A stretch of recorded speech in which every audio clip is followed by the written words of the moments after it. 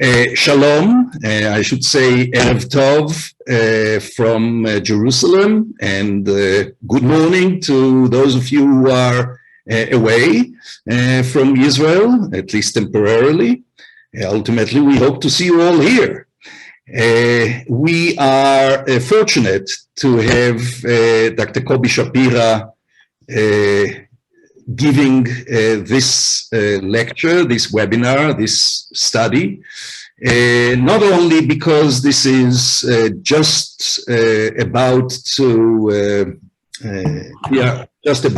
celebrate Shavuot, and there is probably no more appropriate topic for study on the eve of Shavuot than Giur, than the sources and perceptions and relation and attitudes toward conversion. But maybe next year we'll deal with Torah min hashamayim, Torah from heaven, as a topic for Shavuot. But conversion is a very important topic for all of us, whether it is the Jews by choice that are with us on this webinar, or because of the rabbis or attorneys or scholars who have dedicated time and effort to study the issue of conversion, the challenge of conversion, and because it's so relevant and has been relevant for so many decades, centuries, and very much so in Israel today. There is hardly a week in which the issue of conversion does not make it to the headlines in Israeli news.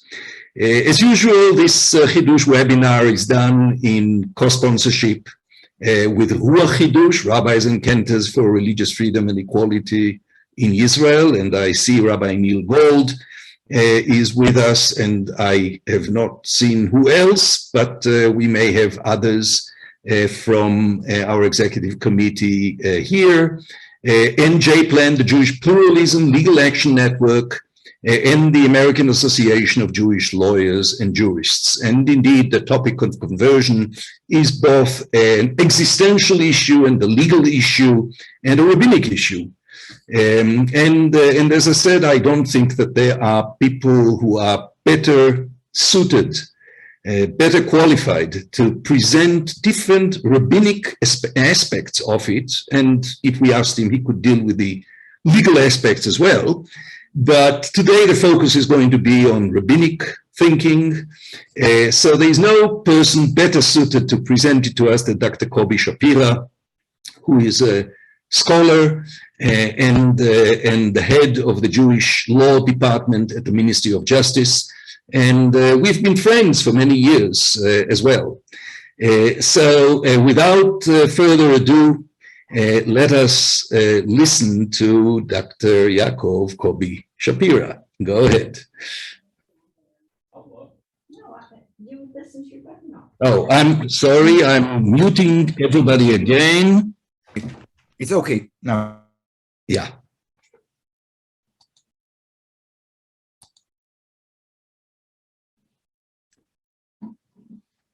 He's muted. Kobi, unmute yourself. Okay. Now it's okay? Yes, So okay. Good. So, okay. Thank you so much. Thank you for the invitation. Just, I said, just correction. I'm not the head of the Department of Jewish Law in the Ministry of Justice. I'm director there. But, okay, thank you. So, hello, everyone, and welcome to the viewers. Conversion is a very sensitive issue that has been part of Jewish society for a long time. And there are different approaches into it. Recently, the Minister of Religions had been trying to change the legal regulation of conversion in the state of Israel, regarding which conversions are valid according to Israeli law. And this is causing a public storm. In this lecture, I would like to argue that the position of halachic arbiters on conversion was related to historical circumstances, and in many cases, the halachic position was formulated in accordance with them. In the first part of my lecture, I will seek to distinguish between the position of the sages of Babylonia and the position of the sages of the land of Israel in the period after the Bar Kokhba revolt in the 2nd century until the 4th century CE. The Jewish community in the land of Israel after the destruction of the Second Temple in the 70 CE declined, and its economic and political situation deteriorated. After the Bar Kokhba revolt in 135 till 137, the situation of the Jewish settlement deteriorated even further. The Jews were forbidden to hold governmental posts. They were expelled from various professions and forbidden to enter Jerusalem. On the face of it, in this situation, we would not accept anyone to want to convert, because by converting, he would be entering a humiliated and vulnerable community. Nevertheless, there were foreigners who were impressed by the Jewish way of life and wanted to convert. Joseph Lavius and Philo of Alexandria described such people. Professor Adiel Shemer, who is a professor of Jewish history in Bar-Ilan University, notes, under Trajan and Adrian, the view of Gentiles who became Jews as those who abandoned pagan sects and despising the laws of Rome and its gods gained wide circulation. The church father Tertullian notes that there are foreigners who keep the Sabbath and Passover, even though they continue to make sacrifices to their pagan gods. It appeared that the people who converted in those days did so for religious reasons. The Jewish community had nothing to offer them materially. Evidence of this appeared in the sources of the sages of the land of Israel. In the tractate Gerim, Converts, which was compiled in the 7th century CE in the land of Israel and include ancient sources from the 1st centuries CE, there is a reference to the motives of the convert, and it's stated as follows, and I will share screen for you. Okay. Okay.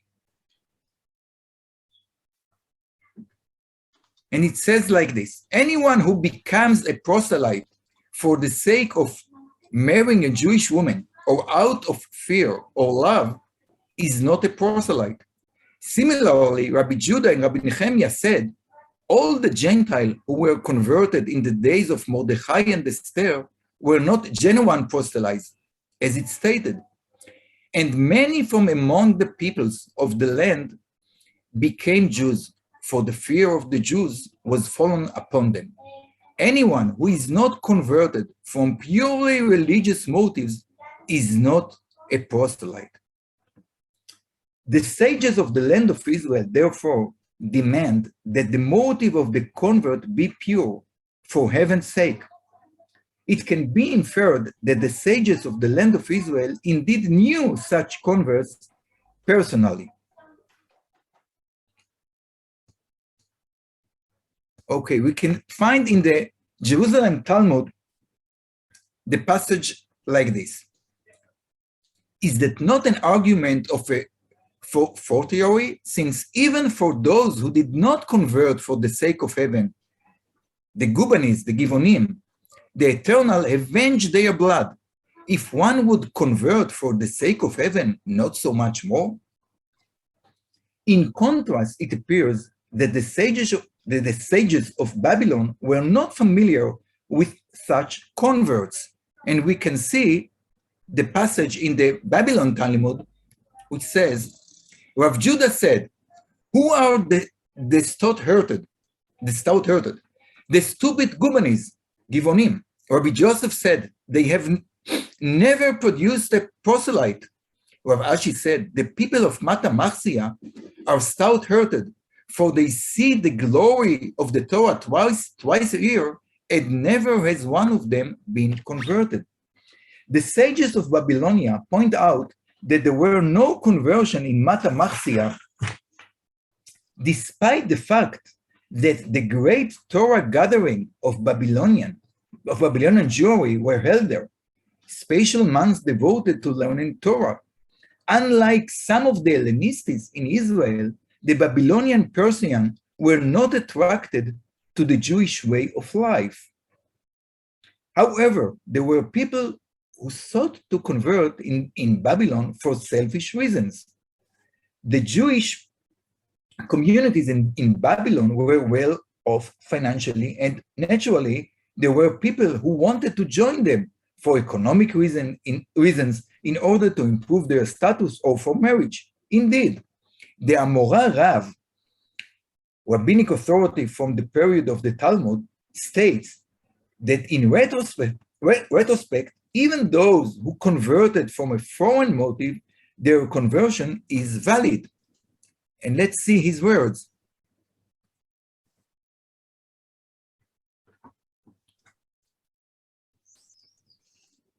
Rav, the halacha is in accordance with the opinion of him who maintained that they were all proper proselytes.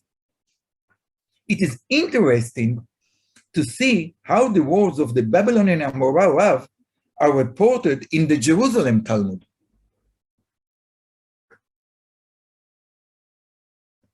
Rav said, they are proselytes.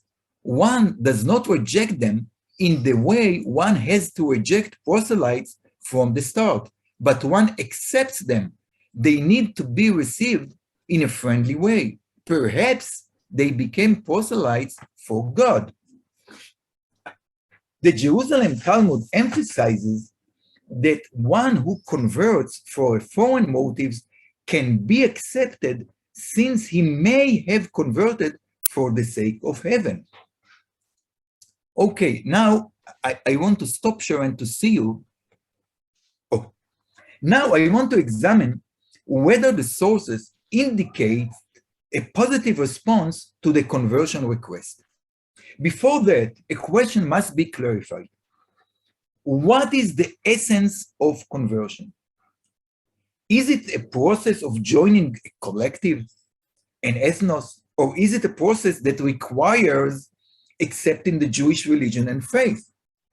In the Babylonian Talmud, there is a Tanaic source, a source from the period of the Mishnah, that describes the conversion process, and apparently it has bearing on this question. Let's see it.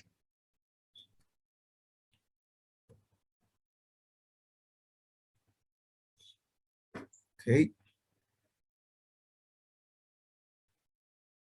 Our rabbis taught, if at the present time a man desires to become a proselyte, he is to be addressed as follows. What reason have you for desiring to become a proselyte?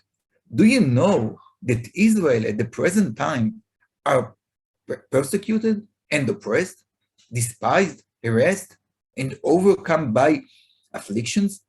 If he replies, I know, and yet am unworthy, he is accepted forthwith and is given instruction in some of the minor and some of the major commandments. He is informed of the sin of the neglect of the commandment of gleanings, the forgotten sheaves, the corner, and the poor man's taste. He is also told of the punishment for the transgression of the commandments. Furthermore, he is addressed thus, be it known to you that before you came to this condition, if you had eaten a suet, you would not have been punishable with karet. If you had profaned the Sabbath, you would not have been punishable with stoning. But now, were you to eat suet, you would be punished with karet. Were you to profane the Sabbath, you would be punished with stoning. The Baraita ostensibly states at the outset the essence of conversion is joining the people of Israel. The convert who had heard that the people of Israel are in difficult situation, and in any case expressed his desire to join it, is accepted. However, the Baraita goes on to describe the procedure of accepting the mitzvot, commandments, that the convert is required to go through, a procedure that includes recognition of reward and punishment related to observing the mitzvot.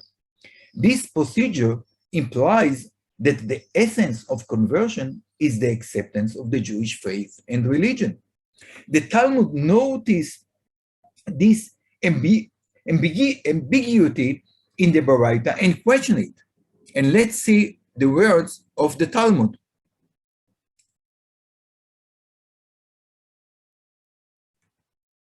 The master said, if a man desires to become a proselyte, he is to be addressed as follows. What reason have you for desiring to become a proselyte? And he is made acquainted with some of the minor and with some of the major commandments. What is the reason? In order that if he desire to withdraw, let him do so.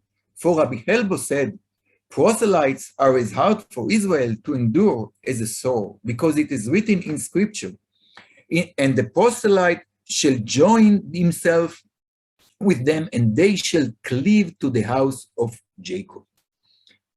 Its answer is that the first procedure is not part of the conversion process. It was done in order to reject the convert by describing the plight of the people of Israel. The Talmud clarifies that the rejection of a person seeking to convert is done because the converts are difficult for Israel as leprosy sore on their skin. I should note that the homily does not fit the simple meaning of the verse in Isaiah, from which it is learned. The verse, and strangers shall join them and shall cleave to the house of Jacob, ונלווה גר עליהם ונספחו על בית יעקב, is part of the prophecy of consolation. And its simple meaning is that in the future, Israel will be in such a good state that many will want to join them, which will lead to prosperity and well-being. The Talmud does not explain why the converts are like swords, but it implied that this is because they do not convert for the sake of heaven, but for other reasons. This harsh statement against the converts is quoted in the Babylon Talmud 3 more times, and we will see it. In Tractate Yevamot, Rabbi Isaac said, evil after evil comes upon those who receive proselytes, in accordance with a statement of Rabbi Helbo. For Rabbi Helbo stated, proselytes are outful to Israel as a sore on the skin. And in Tractate Nida, it says, our rabbis taught, proselytes and those that play with children delay the advent of the Messiah. The statement about proselyte may be understood on the lines of the view of Rabbi Helbo. For Rabbi Helbo said, proselytes are as hard for Israel to endure as a sword. Moreover, in Tractate Kritut, it says that perhaps today, when there is no temple and the convert cannot bring a sacrifice, we will not accept the convert. However, this phrase that converts are difficult for Israel as swords is not mentioned in the Jerusalem Talmud at all. On the contrary, in sources from the land of Israel, statements appear in praise of the convert. In Midrash Shemot Rabbah, Rabbi Berachia said, in relation to whom it said, no converts spend the night in the open, but in the future converts will be priests, serving in the temple, as it says, and strangers shall join them and shall cleave to the house of Jacob. And join only means the priesthood, as it says, please assign me to one of the priestly duties. as in the future they will eat of the showbread, since their daughters will be married to the priesthood. Rabbi Brachia said that the descendants of converts would be priests serving in the temple, since their daughters will be married to members of the priesthood. It should be noted that Rabbi Brachia relies on the same verse that Rabbi Chelbo relied on, stating that converts are difficult for Israel as souls, and strangers shall join them and shall cleave to the house of Jacob. Rabbi Brachia was a student of Rabbi Chelbo, and according to Professor Ephraim Elimelech Urbach, he was responding to the words of his master. Rabbi Chelbo was a Babylonian Amora who immigrated to the land of Israel, while Rabbi Brachia was born in the land of Israel and learned from Rabbi Chelbo, after the latter immigrated to the land of Israel. In the Mechilta of Rabbi Ishmael, it is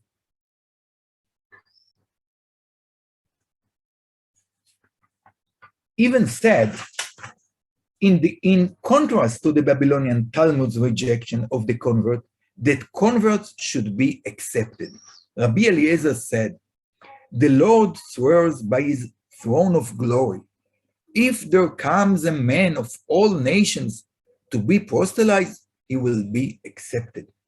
The Jerusalem Talmud even states that the acceptance of the converts is a great mitzvah that bestows a reward on whoever does so. So it's stated in it, Chizkiah turned his face to the wall and prayed to God. He was very ill. Which wall did he lift his eyes to? Rabbi Joshua ben Levi said, he lifted his eyes to Rahab's walls, for her house was on the wall of the fortification. She lived on the wall. He said before him, before God, Master of all worlds, Rahab saved 2 souls for you, and see how many souls you saved for her. That is what is written. The spies came and let out Rahab and her father's house and her mother and her brothers and all of hers and all of her families. They brought out and left them outside of Israel's camp. Rabbi Shimon ben Yochai stated, even if her family was 200 persons strong, and they furthermore were related to other families, all of whom were saved by her merit.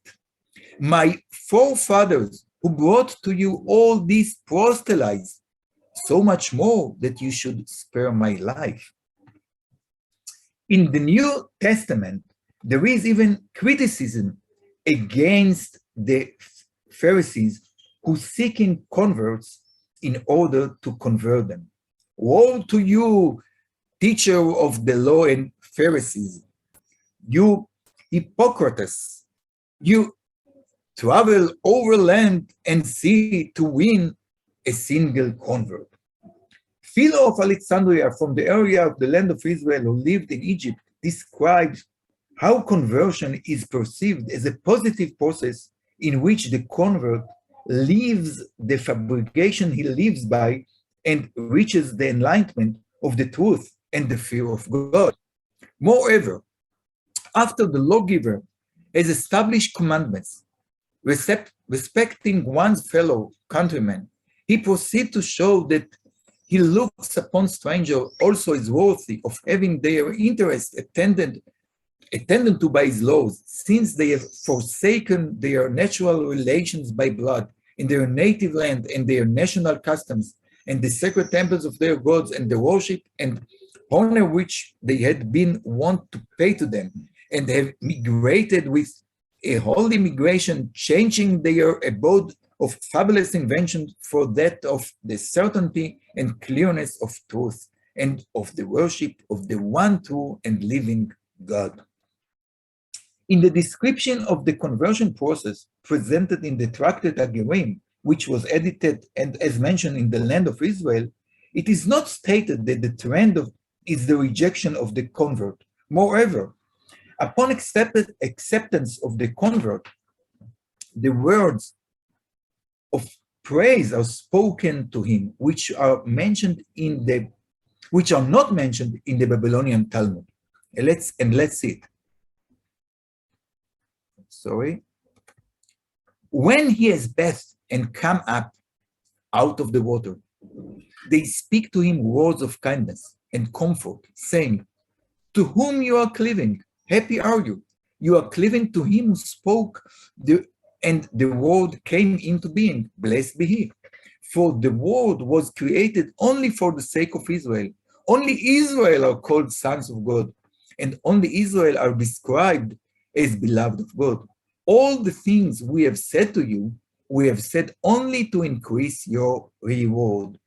It should also be noted that in the sources from the land of Israel, the conversion process is not described as a legal process that had to be performed by a court.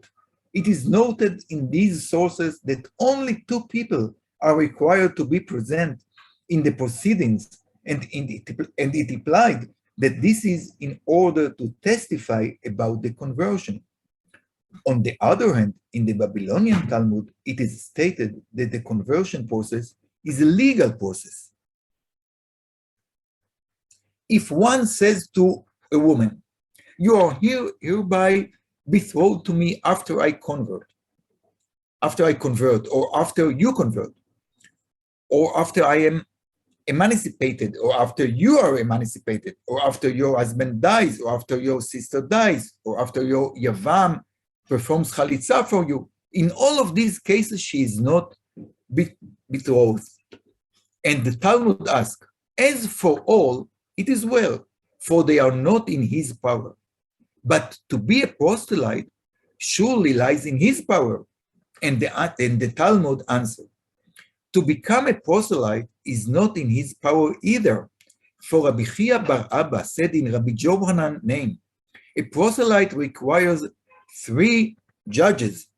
What is the reason? Judgment, mishpat, is written in connection therewith, as for a lawsuit. Who can say that these 3 will assemble for him? Because in Babylonia, they were afraid of the converts and wanted to keep them away, it was determined that conversion is illegal, and now I want to see you, it was a legal process, and the composition of a court is required, which can reject the convert and not accept him. It is fascinating to see the controversy between the sources from the land of Israel and the Babylonian sources regarding the requirement of evidence from the claimant who converted. The Babylonian Talmud states the opinion of Rabbi Judah that whoever claims in the land of Israel that he converted should bring evidence of it, and whoever claims abroad that he converted doesn't need to bring evidence of it, and he is faithful. And let's see the source.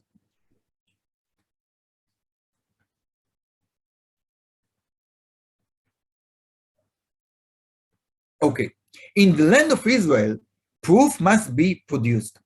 Outside the land of Israel, no such proof need be produced. These are the words of Rabbi Judah. As it might have been assumed that there they become proselytes only on account of the prosperity of the land of Israel. And at the present time also, when there is no prosperity, they might still be attracted by the gleanings, the forgotten sheaf, the corner, and the poor man's tithe. The Babylonian Talmud clarifies its position that in the land of Israel, a convert has an interest in converting because of the benefits that he is receiving there. The Talmud immediately questioned this assertion, since the situation of the Jewish community in those days was very bad. The answer is that there is still an interest for a person to convert in the land of Israel in order to receive the gifts of the poor from the crops. The answer is puzzling, since it is not a significant benefit. And what is more, poor gifts were made in Babylonia as well. It seems that the Babylonian Talmud applies the situation in Babylon, where the converts had a great interest in converting in converting to the situation in the land of Israel. In any case, in contrast to the Babylonian Talmud, Tractate Gerim, which was edited in the land of Israel, states that no one who claims to have converted in the land of Israel is required to bring evidence of this. One second. Oh. Beloved is the land of Israel because it makes proselytes fit to be received. If a man says in the land of Israel, I'm a proselyte, he is accepted at once. But outside the land of Israel, he is not accepted unless his witnesses are with him. Thus we see that the circumstances of life in Babylonia compared to the land of Israel in the period of the Bar Kokhba revolt led to the formation of different halachic positions regarding conversion. Now, I want to ask whether the circumstances of the establishment of the State of Israel have led various arbiters to change policy regarding conversion. Rabbi Shaul Israeli, who served as a rabbi of Moshav Kfar HaRoeh and as a judge in the great rabbinical court, wrote the follows.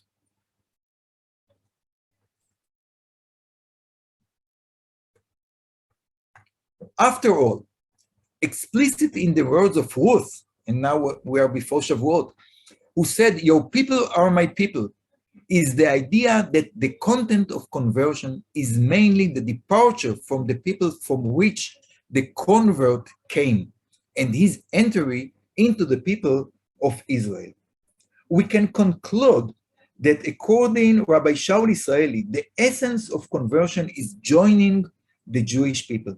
According to the analysis of Professor Aryeh Edrei, Rabbi Israeli words were written against the background of the concept of nationalism that prevailed in those days. Rabbi Yitzchak Herzog, who served as the chief rabbi of the State of Israel upon the establishment of the state, wrote, if they could have stayed abroad, but they want to live in the land of Israel, then this is ostensibly an intention for heaven's sake. For they move out of their home and leave their livelihood to move to another land, and specifically to the land of Israel. It is obvious that their intention is to cling to the people of Israel and their land. Then it is a good intention, and their acceptance should not be prevented. According to him, the very preference of the state of Israel over another state indicates the sincerity of the conversion. Rabbi Shlomo Goren, who served as the chief rabbi of the State of Israel in the 1970s and the early 1980s, distinguished between the position of the Jerusalem Talmud and that of the Babylonian Talmud regarding conversion. The Jerusalem Talmud relates to conversion in the land of Israel, a situation in which the convert has cut himself off from his Gentile family, and his children will be educated in a Jewish family setting, and in the atmosphere of Judaism. And even if the convert began the process not for the sake of heaven, but for reasons of love and marriage, unintentionally, he will be a Jew like all the Jews in his surroundings, and his children will clearly be educated as Jews, will be Jewish in every way. And therefore, the land of Israel is precious because it purifies the converts, ensuring that the converts will integrate and merge into the Jewish way of life. And in the end, they will do so for the sake of heaven. But the Babylonians speak of conversion abroad, where the converts continue to live in a foreign and alien atmosphere to Judaism, and they and their sons will continue to be connected to their Gentile family. And there is no possibility of disengagement from the Gentile family and their way of life that is foreign to the Torah and Judaism.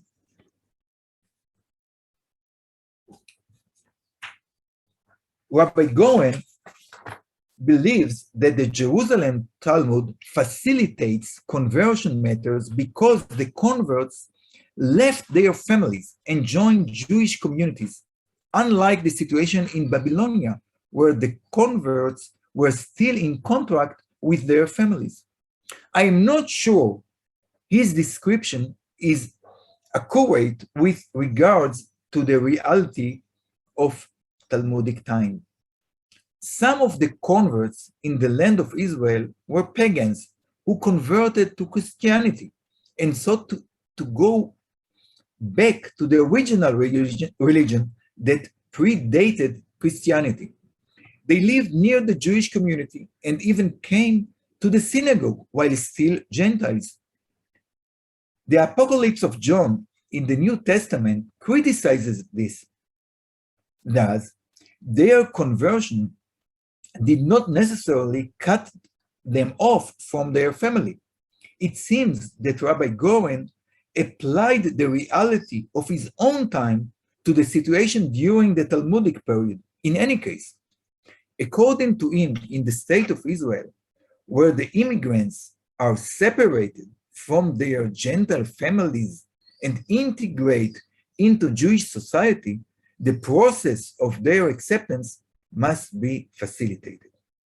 Rabbi Ben Zion Meir Chai Uziel served as the Sephardic chief rabbi of the state of Israel upon its establishment. He believed that the conversion of children whose father was Jewish and whose mother was a Gentile should be facilitated. He wrote, "Even if they are children of a Gentile woman, they are nevertheless from the seed of Israel, and these are the lost flocks. And I fear that if we reject them entirely by not accepting their parents for conversion, we will be called to task, and it will be said of us, you have not brought back the strayed, or looked for the lost." Rabbi Uziel defines the children of the Jewish father as lost sheep and relies on the words of the prophet Ezekiel. Reading Ezekiel chapter 34 makes it clear that this is an argument concerning the ingathering of the exile of the people of Israel. And let's read the chapter.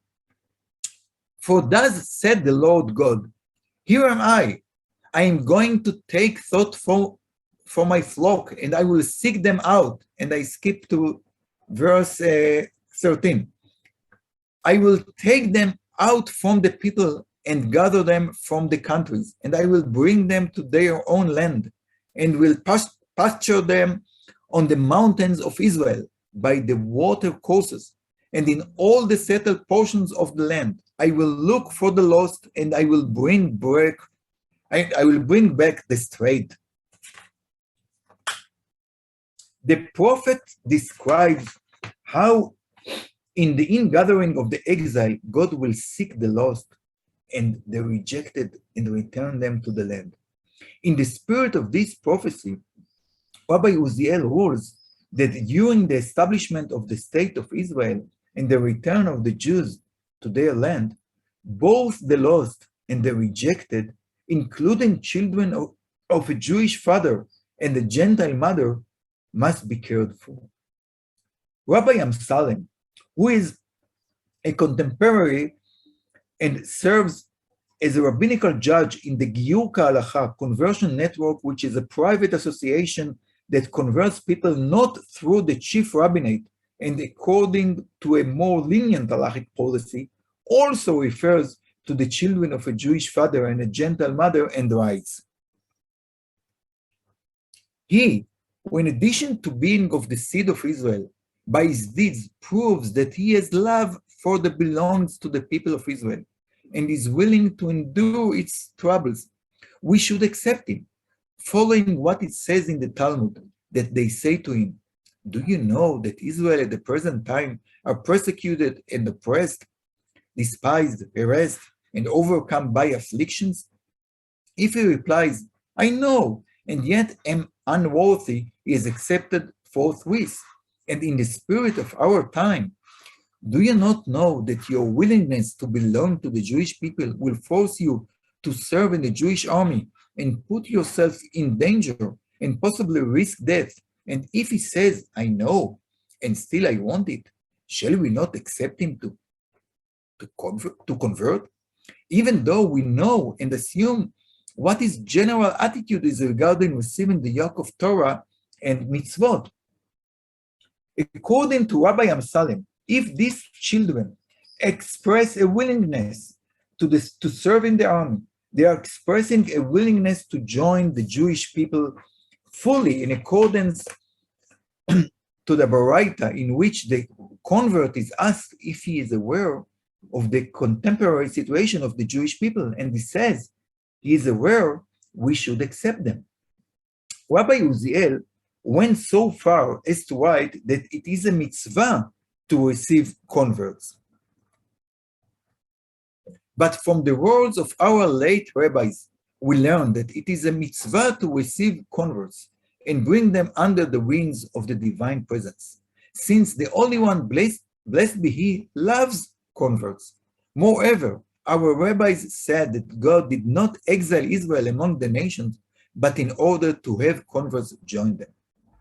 Thus we see that in his opinion, after the establishment of the state of Israel, converts should be accepted, as they will strengthen the people of Israel in its state and contribute to prosperity. The mitigating conception mentioned above in matters of conversion based on the recognition of the national aspect of Jewish existence are not accepted by all arbiters. Rabbi Avram Sherman, former judge of the great rabbinical court, strongly opposes them and even canceled a conversion that was performed by Rabbi Chaim Druckmann in accordance with this lenient halachic policy. These are his remarks on the matter. For decades, the vast majority of converts in the above-mentioned courts, the special court for conversion that were established by the Israeli government, have remained Gentiles in their secular behavior, with the exception of actions of Jewish tradition that constitute external actions without any essential religious commitment.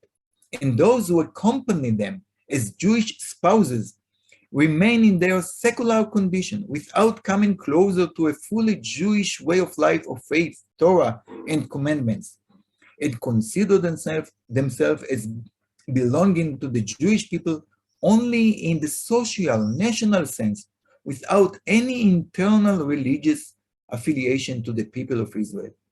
Despite these results and this somber reality, these courts do not refrain from granting certification that assimilates Gentiles into the Jewish people, disguising them with an external covering of Jewishness, while their Gentile secular essence remained as it was. Rabbi Israel Rosen, who established the special conversion tribunals and served as a conversion judge, responded to Rabbi Sherman's remarks and wrote, "I must fully admit that I accept with love and willingly the accusation of the judge of the great court, Rabbi Avram Sherman, who accused the judges of conversion of national motives. I believe that these aspects do have a broad place in the halacha, and certainly in social issues that relate to all of Israel." Okay, so I think that I will finish here and I will give you the stage, and I will be glad to hear some response and question, and thank you again for the invitation. I can't hear you. Uri, you are unmute. I made the same mistake. I did not unmute myself. All right. So thank you, Dr. Shapira. And you may write your questions in the chat. There was one question that I managed to see, and it has to do with the repeated quotes regarding he. Namely referring to the conversion of males. And the question is that Rabbi Plotkin is asking, are there references to conversion of females? And is there any difference in terms of conversion of males or females in the sources that, you were referring to? Okay. First, it is very interesting historically. Most of the converts in the period of time after the destruction of the temple were women. All the researchers found it. There are several reasons for it. First, it was easier to convert while you are a woman. You don't need to do Brit Milah. And we have to remember that the Romans were against it, and it wasn't so simple to do it in those days. And also today, I invited one of the rabbinical judges in the conversion tribunal to the course of my students in the Hebrew University, and he emphasized that most, and he said not just most, almost all of the converts in his tribunals are women. And the reason in the state of Israel is that, probably you know why, because the women are worried about their children. They want that their children will consider to be Jews in the state of Israel. So just them are appealing to the rabbinical court to be converted. So first, the situation is that we are dealing with women. And second, I want to say something about analytic approach of view. I don't know if some of you knows Professor Schwartz, Professor Daniel Schwartz. He is an expert of history, and he wrote a very interesting article about the attitude of Josephus Flavius about conversion. And he analyzed that according to Josephus, just men can be converted according to Judaism. And why that? Because Josephus understood that conversion, it's somehow changing your body. You are overcome a transformation of your body, and by the Brit Milah, you are becoming a Jew. And because the women cannot do Brit Milah, they cannot be converted. This is a very interesting approach that the Josephus embraced, but this is not the approach of our rabbis. According to our rabbis, also women can be converted, and her conversion, it is much easier because she doesn't need any process of her body. And now I want to say something about the Tvilah, and this is also very... The ritual immersion. Immersion, yes, about the immersion. I wrote an article about the difference of the conversion in the attitude of the sages of the land of Israel and the conversion and the attitude of the conversion according to the sages in Babylon. And I related to the immersion. We can think, and I think that most of us, and specifically I think that most of you are from the States, and you have connection with the culture of the Christianity, I think that most of you have association that the immersion is I would say, a process of purification. That there is a process that causing us to be another person. Okay, this is, I think that this is the process of the immersion according to Christianity. And what is very interesting, that this is not the approach of the sages from the land of Israel.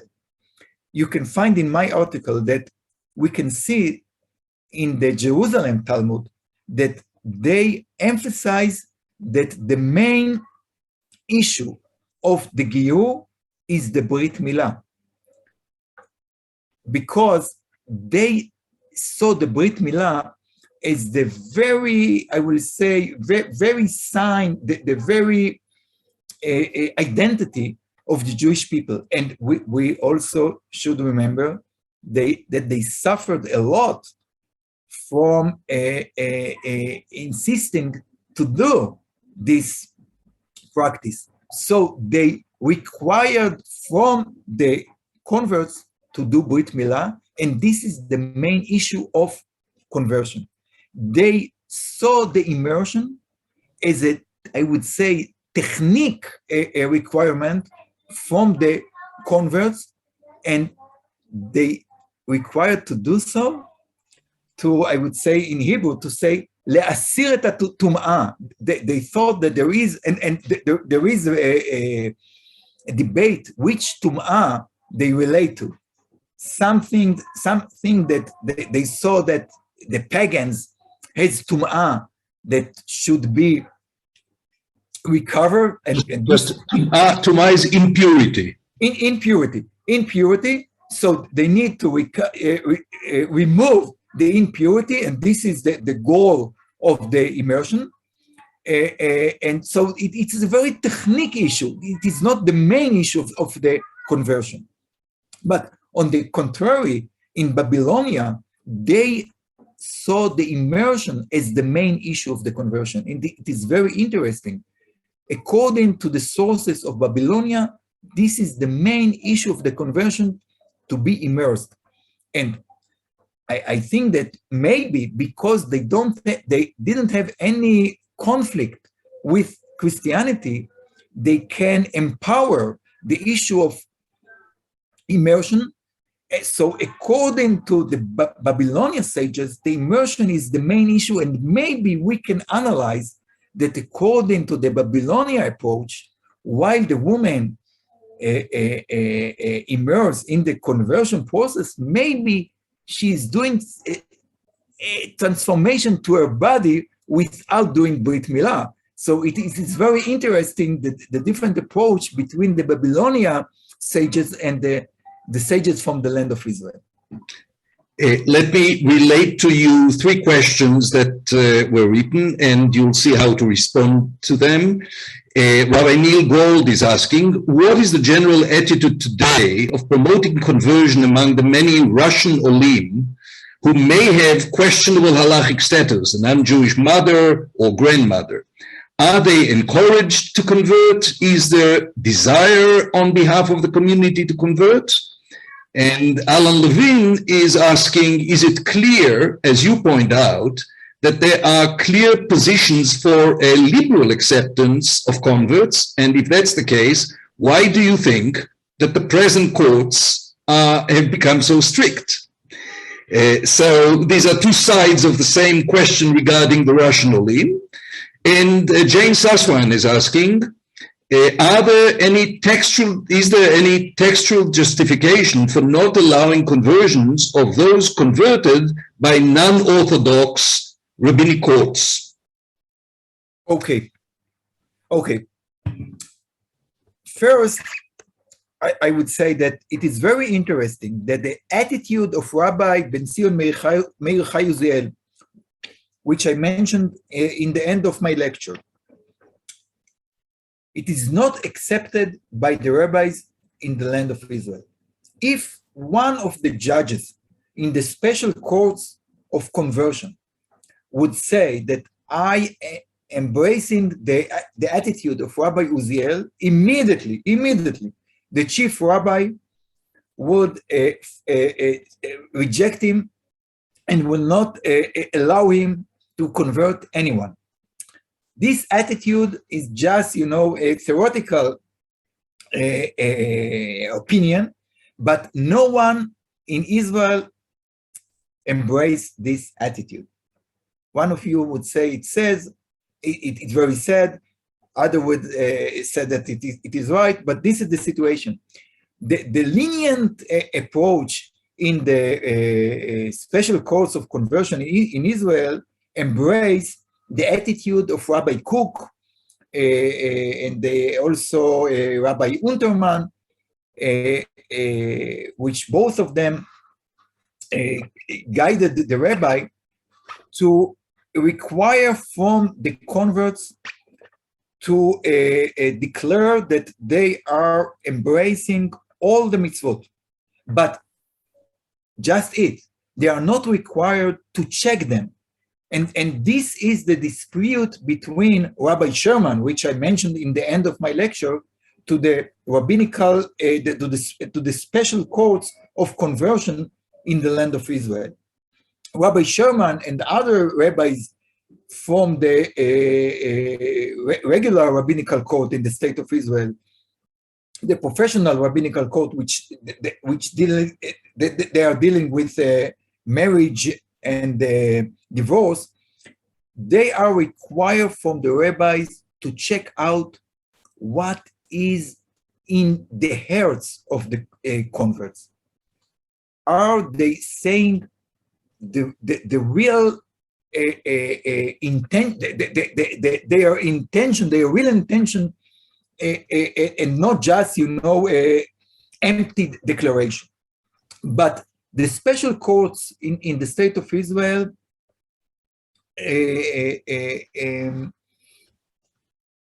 satisfied with a declaration. They are not required from the converts to to show them that they are really going to observe all the mitzvot, but they require the statement of accepting the mitzvot. So if someone will come to the special court in the state of Israel and will say, I'm sorry, for example, I will say to you, I am a Reform Jew. I want to accept the attitude of Rabbi Elliot Dorf, that I know him. and I embrace his approach. Poor Elliot, he fell into the general phenomenon of leading conservative rabbis and communities being labeled Reform. So, Elliot, we're with you as a proud conservative rabbi. So no one from the special courts in the state of Israel would accept him. No one. But they are dealing with secular people. We have to be honest. Most of the people who applied to the special courts of conversion in the state of Israel are not going to be a religious people. And I think that most of the judges know it, but they agree to be sure that they will have a Jewish identity. But and this is very it's not so simple to describe it. The Jewish identity should be traditional, but not with ideology against the Orthodox attitude. This is the situation. And also, I think that no one from the rabbinical judges in the special courts of conversion would say to you, I am accepting people who are going to be traditional Jews. No, I want them to be religious Jews. But in his heart, he would say, okay, if they will be with they will be with the traditional identity, it's enough for me. This is the situation. And some of the rabbis in the state of Israel, one from the main, I will say from the main modern Orthodox in the state of Israel, Rabbi Yehuda Brandes, called to the special rabbinical courts of conversion and said to them, okay, be honest, declared that you satisfied from that the applicants will say to you, I'm going to be with traditional identity. Say it publicly. And it was a little storm because no one agreed to declare this. No one agreed to say, okay, I'm satisfied with the requirement that they just will be traditional Jewish people. I want them to be a religious people. But practically, I think that they satisfied with the situation that they will be traditional Jewish people. This is the situation in the state of Israel. And now I was asked about a conversion from a reform movement and conservative. Yes, conservative. Reform and conservative Batei Din, what is the textual basis for legitimizing that or delegitimizing that? Okay, so namely the idea, for instance, that the Beit Din can be of hediotot, namely of lay people. But the question is from the halachic aspect or from the Israeli law aspect? No, the halachic. The Israeli law will be dealing with, we dealt with before and will be dealing with in the future. Okay.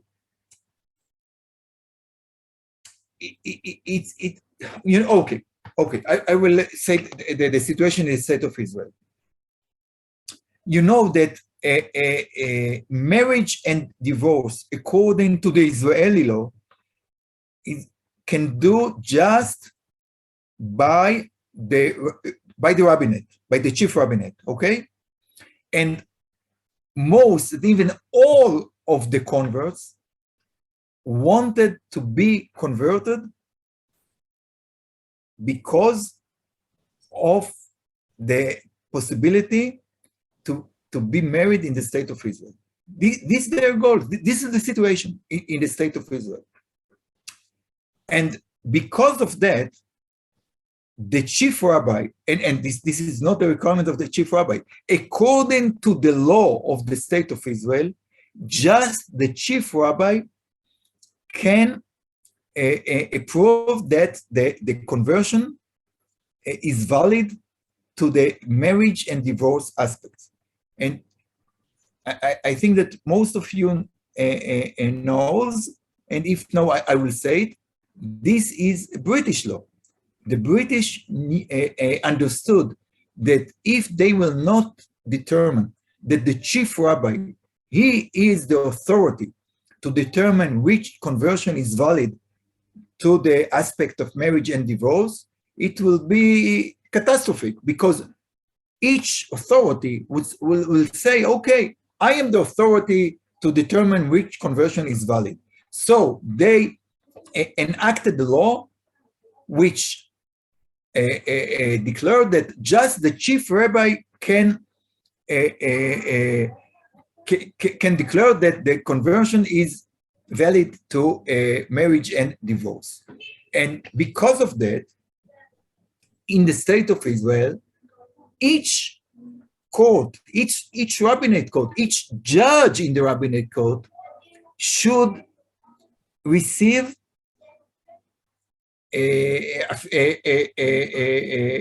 would say should receive affirmative from the chief rabbi to his conversion. Otherwise, his conversion wouldn't be valid to marriage and divorce. And this is the situation now in the state of Israel. And okay, it's a good opportunity to explain what is the proposal of Matan Kahana the Minister of Religion Affairs, he wanted to change it. He wanted to determine that rabbis can would have the opportunity to make conversion that will be valid also for marriage and divorce. And because of this, his reform is so with so much impact, you now can understand why the chief rabbinate is against his proposal, because the chief rabbinate knows that he is going to undermine their authority to determine which conversion is valid, okay? And so this is the situation in the state of Israel, and because of that, no one, include any conservative and reform courts, can say that his conversion is valid to the aspect of marriage and divorce. So even though, according to the halacha, they have the status of Beit Din Shel Ediotot, and they have the authority to convert, their conversion wouldn't have any impact in the state of Israel. And the impact to get married, this is the goal of any women, again, any woman who want to be converted. Well, so let me just briefly relate and sort of simplify and clarify the important point that you made at the end. So I think it's clear to all of us that addressing the challenge of conversion in Israel today does not stand on its own. To the extent that we want to expand conversion to include pluralistic alternatives, we must also address the issue of marriage and divorce. Namely, so long as marriage and divorce is in a single monopolistic authority of the chief rabbinate, whatever is done with acknowledging or including non-Orthodox conversions in the scope of civil law will not suffice. At the same time, I think it is important to stress that indeed, following numerous Supreme Court rulings, that I had the privilege of appearing in quite a number of them, the Supreme Court has made it very clear that for the purpose of Israeli civil law, not marriage and divorce, non-Orthodox conversions are as valid and as recognized as Orthodox ones. So with that out of the way, I want to thank Dr. Shapira. I don't know if everybody fully appreciated the importance of the presentation that we were privileged to receive. Now, to enable you to sort of sink your teeth further into it, I will ask Dr. Shapira to both send me the PowerPoint presentation, and please note, all rights reserved, he put a lot of time and effort into assembling this very, very unique selection and obtaining and identifying and putting into it all the English translations. So let us respect his rights, but at the same time be able to explore it further at our own pace. And I was already asked online for the article that you refer to, your article about the Babylonian tradition and the Palestinian tradition. There are Hebrew readers and Hebrew speakers here. So even though it's in Hebrew, they will be able to benefit from it. What Dr. Shapira presented to us is something that we do not often hear. Namely, how to understand the development of conversion in the Jewish tradition. We need to contextualize it in the historical circumstances, and how the historical circumstances, both in terms of geography and in terms of period of time, has influenced not just the legendary part of conversion and the place of conversion in Judaism, but the halachic aspects of conversion.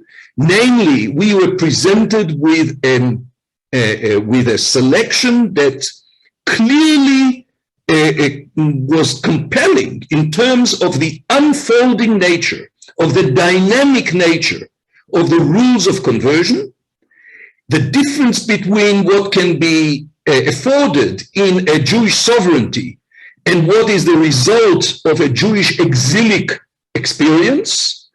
And of course, what we could have started the session with and what we may want to come back to, and we should come back to, is what does all of that mean for conversion performed today, whether in the diaspora, which is not Babylon, which is not under assault, and in Israel, which is indeed a sovereign entity, and how do we go about liberalizing conversion in Israel, even by the powers that be, by the establishment, by the Orthodox rabbinic establishment, in the spirit of the historical Palestinian tradition, namely the historical, authentic Israeli tradition.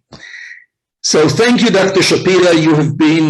You have enriched our understanding, you have expanded our mind, and we thank you, and we hope that it won't be the last time that we have an opportunity to host you. Thank you. Chag Shavuot Sameach. Chag Sameach to you, Dr. Shapira, and to all our participants, and thank you again. We'll shortly announce the next webinar.